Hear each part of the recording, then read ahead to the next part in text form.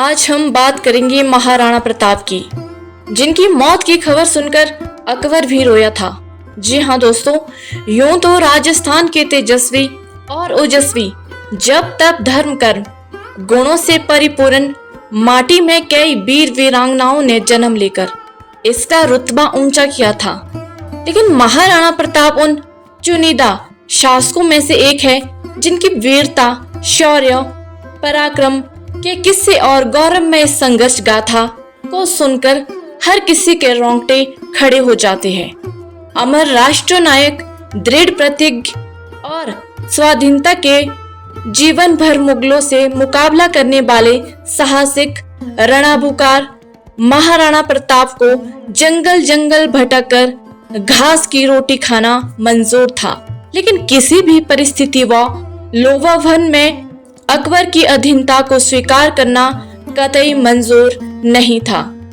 9 मई 1540 ईस्वी को राजस्थान के कुंभलगढ़ दुर्ग में पिता उदय सिंह की 33वीं संतान और माता जयम बाई को कोख से जन्मे मेवाड़ मुकुट कणी महाराणा प्रताप, जिन्हें बचपन में कीका कहकर संबोधित किया जाता था, जो अपनी निडर प्रवृत्ति, अनुशासन प्रियता और निष्ठा, कुशल नेतृत्व क्षमता, बुजुर्ग व महिलाओं के प्रति विशेष सम्मानजनक दृष्टिकोण, ऊंच नीच की भावनाओं से रहित, निहत्थे पर वार नहीं करने वाले, शस्त्र व शस्त्र दोनों में परंपरागत एवं छापामार युद्ध कला में निपुण व उनके जनक थे। महाराणा प्रताप कूटनीतिज्ञों, राजनीतिज्ञों, मानसिक व शारीरिक क्षमता में अद्वितीय थे। उनकी लंबाई की बात करते हैं तो 7 फीट और वजन 110 किलोग्राम था तथा वे 72 किलो के छाती कवच, 81 किलो के भाले और 208 किलो की 2 वजनदार तलवारों को लेकर चलते थे।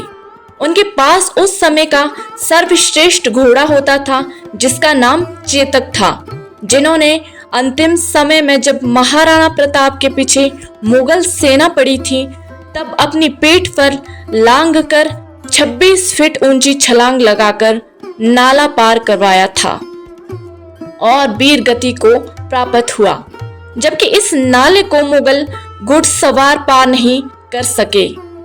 पिता उदय सिंह और अपनी मृत्यु से पहले ही अपनी सबसे छोटी पत्नी के पुत्र जगमाल को अपना उत्तराधिकारी घोषित करने में मेवाड़ की जनता असहमत थी।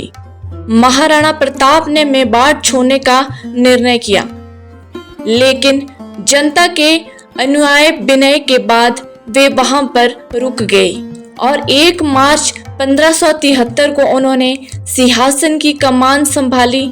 उस समय दिल्ली में मुगल शासक अकबर का राज था और उनकी अधीनता कई हिंदू राजा स्वीकार करने के लिए संधि समझौता कर रहे थे, तो कई मुगल औरतों से अपने वैवाहिक संबंध स्थापित करने में लग गए थे, लेकिन इनसे अलग महाराणा प्रताप को अकबर की दास्ता मंजूर नहीं थी।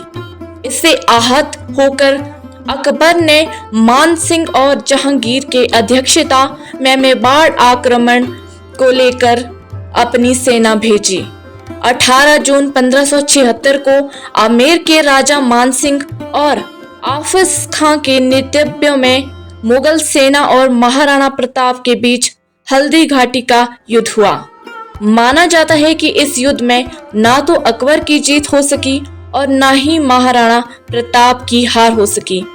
एक तरफ अकबर की विशाल काया साजो सामान से सुरक्षित सेना थी, तो दूसरी तरफ महाराणा प्रताप की जुझारू सैनिकों की फौज थी।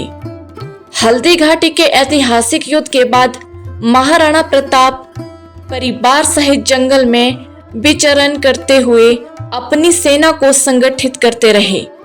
एक दिन जब उन्होंने अपने बेटे अमर सिंह की भूख शांत करने के लिए घास की रोटी बनाई तो उसे भी जंगली बिल्ली ले भागी। इससे विचलित होकर महाराणा प्रताप का स्वाभिमान डगमगाने लगा। उनके हौसले कमजोर पड़ने लगे। ऐसी अफवाह फैल गई थी कि महाराणा प्रताप की विशालता ने अकबर की अधीनता स्वीकार कर ली है। तभी बीकानेर की कवि पृथ्वीराज राठौर ने महाराणा को पत्र लिखकर उनके सुप्त स्वाभिमान को पुनः जगा दिया। फिर महाराणा प्रताप को मरते दम तक अकबर अधीन करने में असफल रहा।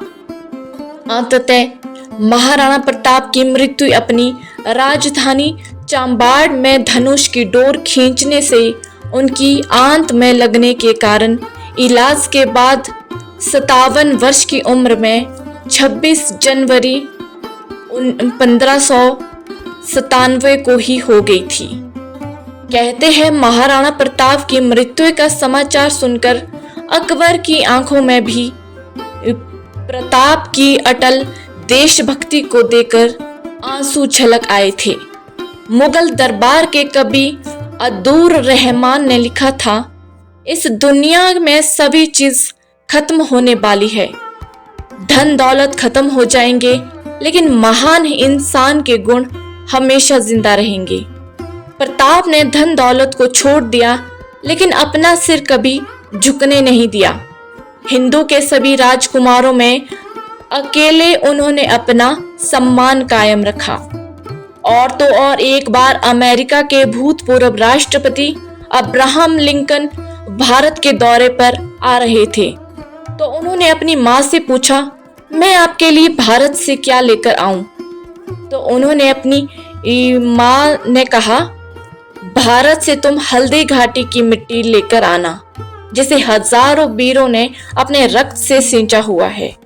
लेकिन इन सब के उपरांत भी इतिहास की पाठ्य जो पुस्तक है, उसमें महाराणा प्रताप की वीरता के अध्याय पढ़ाने की बजाय अकबर की महानता के किस्से पढ़ाए जाते हैं। इस सच्चे राष्ट्र नायक के बलिदान के साथ नाइंसाफी है। धरती के इस वीर पुत्र के प्रति सच्ची श्रद्धांजलि तभी होगी जब उसकी महानता व माटी के प्रति कृतज्ञता और कहानी हर एक जन तक पहुंचाई जाएगी।